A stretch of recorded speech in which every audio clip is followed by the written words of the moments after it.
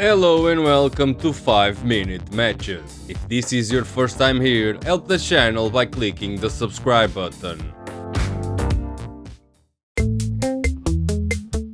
In the 2006 Royal Rumble, Boogeyman would make his first pay-per-view appearance, and this is the Rumble where Rey Mysterio entered at number 2 and went the distance staying in the ring for 1 hour, 2 minutes and 12 seconds, and eventually Rey Mysterio would win the Rumble match in honor of his friend and all-time great Eddie Guerrero, holding the record for most time spent in a Rumble match until 12 years later Daniel Bryan broke that record by spending 1 hour and 16 minutes in the 50-man Royal Rumble match in the Saudi pay-per-view, the greatest Royal Rumble. Fun fact, Jon Moxley, formerly known as Dean Ambrose, is also in this pay-per-view. Moxley was part of The Undertaker's entrance as a druid.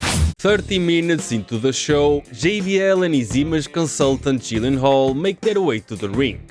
Jillian Hall has one of the worst gimmicks ever in the history of the WWE. She has a hideous mole on her cheek and is unaware of how horrible it is. And by this point, Jillian Hall had lost that mole a mere 2 weeks and 2 days ago. And Jillian Hall, after having a mole the size of a credit card forcibly removed from her face, Jillian here makes an incredible recovery and no longer needs anything covering the affected area, because logic.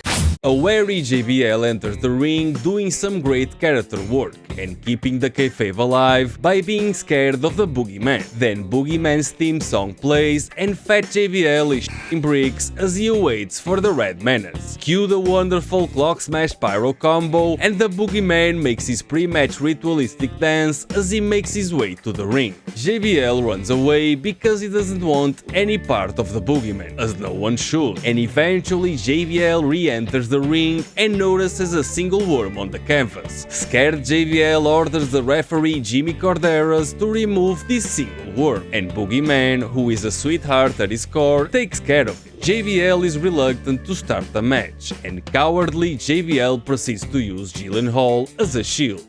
Side note, this is the part of the story that feels weird, because Jillian Hall is supposed to be the villain and the good guy of this story is supposed to be the Boogeyman. But the kayfabe treatment of Jillian Hall at the hands of the Boogeyman is kind of hard to watch. Specifically because weeks earlier Boogeyman did this to Jillian, and also this. The WWE then had Jillian Hall verbalize her emotions and feelings regarding those incidents. You have nothing to worry about. I know your face is a little sensitive. It's not that. It's more the mental anguish. Every time I close my eyes, I see the Boogeyman, and I feel him.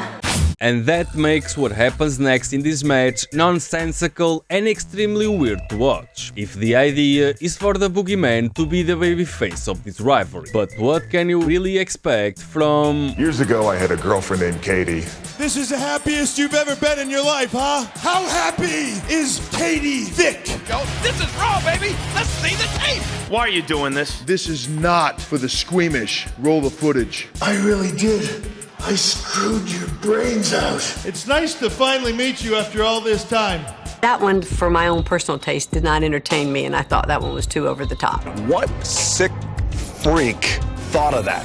Come on. That is like high comedy. I don't regret that at all. Katie Vick, I liked it.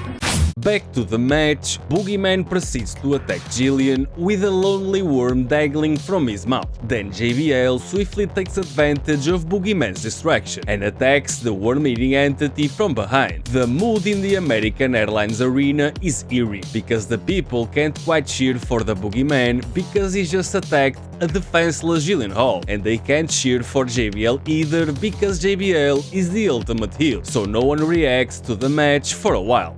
Then the action spills to the outside, and Boogeyman changes his diet for brief moments and proceeds to eat the steel stairs and the announce death. JBL and the Boogeyman make their way back to the ring, and Jillian Hall distracts the referee while JBL tries to choke the Boogeyman with a piece of wrist tape. Bad guy tactics by JBL, and the audience is quiet, no one responds and no one boos, because this match starts with JBL being presented as the White Knight trying to save the damsel Jillian Hall in distress from evil Boogeyman, blurring the babyface heel dynamic.